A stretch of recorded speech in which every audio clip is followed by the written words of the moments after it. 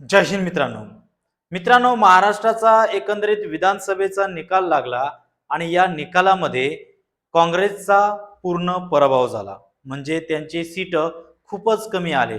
मग याला जबाबदार कोण आहे किंवा ज्या पक्षाने लोकसभेमध्ये सर्वात जास्त जागा मिळवल्या होत्या त्या पक्षाला विधानसभेमध्ये एवढं कमी जागांमध्ये समाधान का मानावं लागलं, याला नेमका जबाबदार कोण आहेत? अनेक स्तरातून म्हटलं जात आहे की काँग्रेसचा पक्षाचा महाराष्ट्रातून सुपडा साफ झाला आणि याला जबाबदार राहुल गांधी आहेत म्हणून.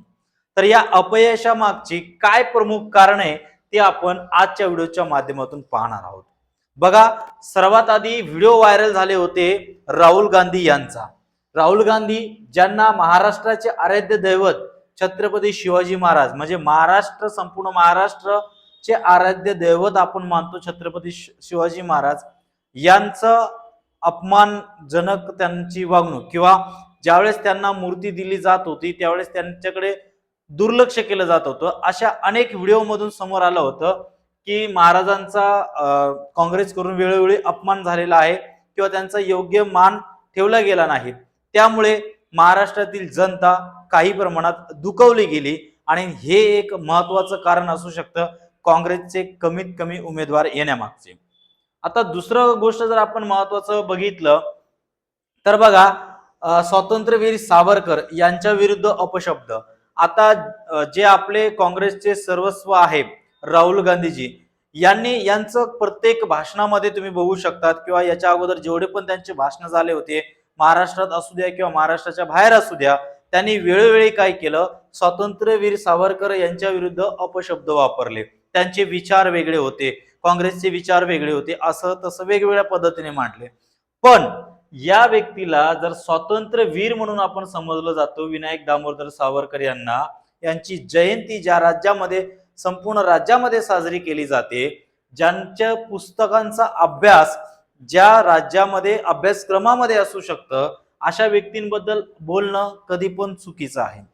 त्यांनी त्या काळामध्ये त्यांनी आपापल्या पद्धतीने भारताला स्वातंत्र्य मिळायला पाहिजे त्याच्यासाठी प्रयत्न केले होते आणि यांनी तर आपल्या लेखनाच्या माध्यमातून जनजागृतीचं काम केलं होतं, काळ्या पाण्याची शिक्षा भोगली होती. अशा महान नेत्यांबद्दल जर तुम्ही चुकीचं बोलणार त्या राज्यामध्ये, तर तुम्हाला त्या राज्यामध्ये हार ही पत्करावीच लागणार आहे.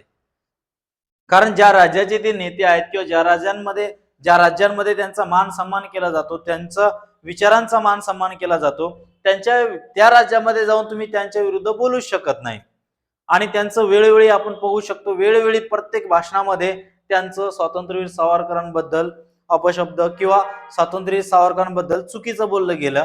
त्याच्या मागे काँग्रेसचं जे मतं कमी पडली हा एक महत्वाचं कारण त्याच्यापैकी असू शकतो.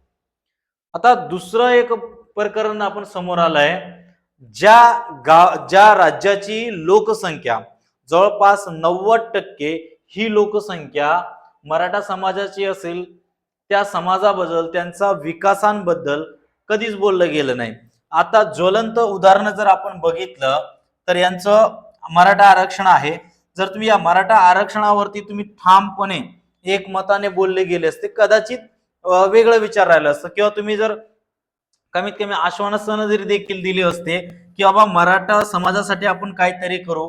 पण असं आपण जर बघितलं एकंदरीत त्यांच्या भाषणामध्ये म्हणा किंवा त्यांच्या जे प्रतिज्ञापत्रामध्ये म्हणा, मराठा समाज जो सर्वात जास्त समाज या राज्यातून बिलॉंग करतो त्याविषयी कोणताच ठोस पावले उचलले गेली नाहीत. हे महत्वाची त्रुटी आहे आणि महत्वाचं हरण्यामागचं कारण आहे. तुम्ही ज्या राज्यांमध्ये निवडणुका लढवत आहेत, तुम्ही कोणत्याही एका समाजाला पुढे घेऊन निवडणूक लढू शकत नाही. त्यासाठी तुम्हाला सर्वांसोबत समानतेने वागणूक दिले पाहिजे. लोकांची समस्या काय आहे लोकांमध्ये गेले पाहिजे, ते आपण पुढे बघणारच आहोत. तरी हे महत्वाचे कारण असू शकतात.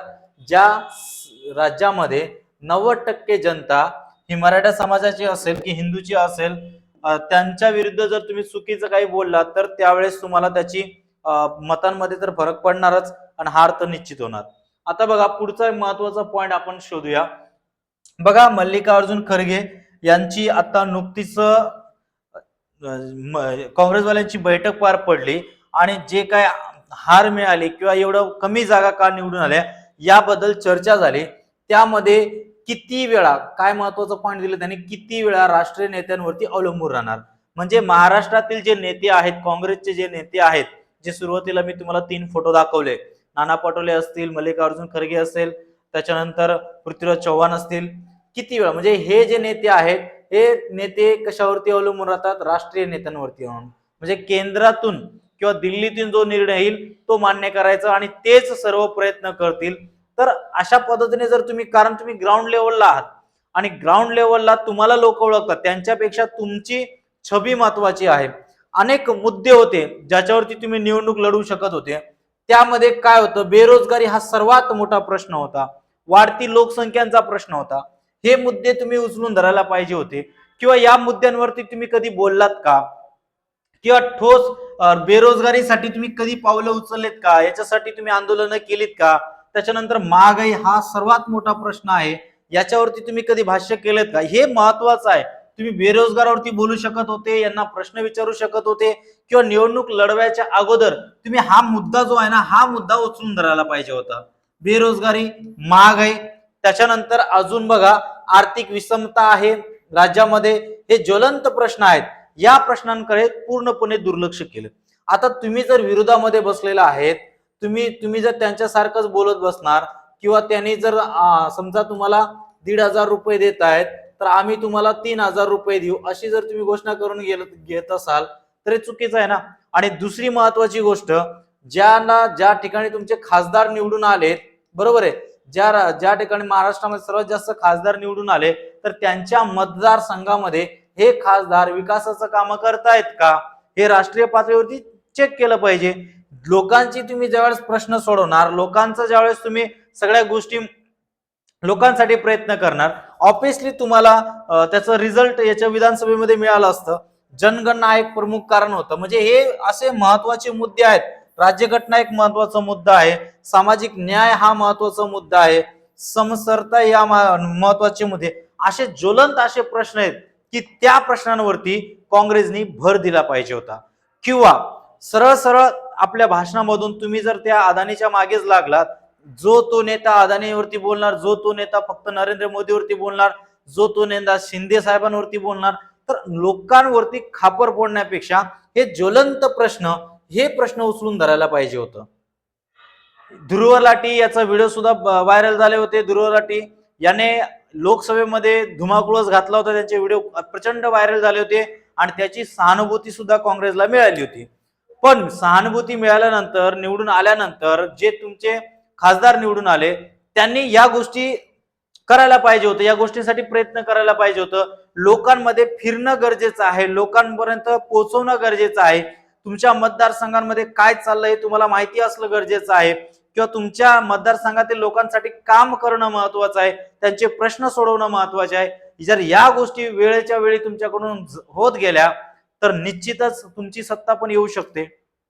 ऍक्च्युली महाराष्ट्र असू दे किंवा देशाचा असू द्या, देशामध्ये 2 पक्ष खूप महत्वाचा आहे, एक म्हणजे सत्ताधारी पक्ष आणि दुसरं म्हणजे विरोधक पक्ष।